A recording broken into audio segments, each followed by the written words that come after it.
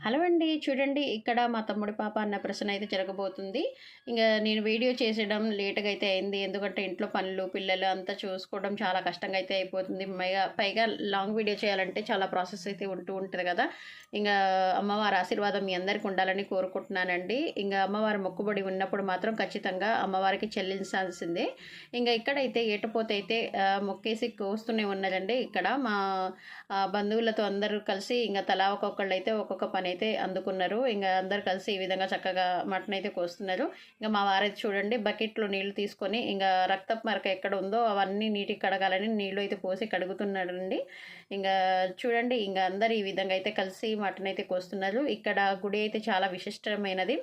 ఇంగా అప్పుడు ఏప్రిల్‌లో వస్తే మాత్రం పెద్ద జాతర అయితే జరుగుతూ ఉంటదంటండి ఇక్కడ. అమ్మవారు మైసమ్మ తల్లి, కల్లెపల్లి మైసమ్మ తల్లి ఇక్కడ రెండో రూపంలో ఇక్కడ అమ్మవారి దర్శన భాగ్యం అయితే ఇచ్చాడంట.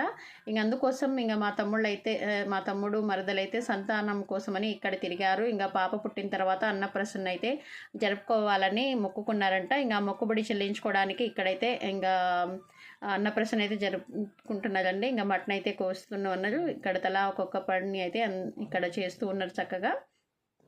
ఇంకా ఇలా అందరు కలిసి ఈ విధంగా చేసుకోవడం నిజంగా చాలా సంతోషమే కదా! ఇలా అందరూ చక్కగా పల్లెటూరులో ఉంటే ఇంకా అందరు తలా ఒక్కొక్కళ్ళు పనులు అందుకుంటూ ఉంటారు. చక్కగా చేస్తూ ఉంటారు. నిజంగా చాలా మంచిది కదండీ ఇలా చేస్తుంటే.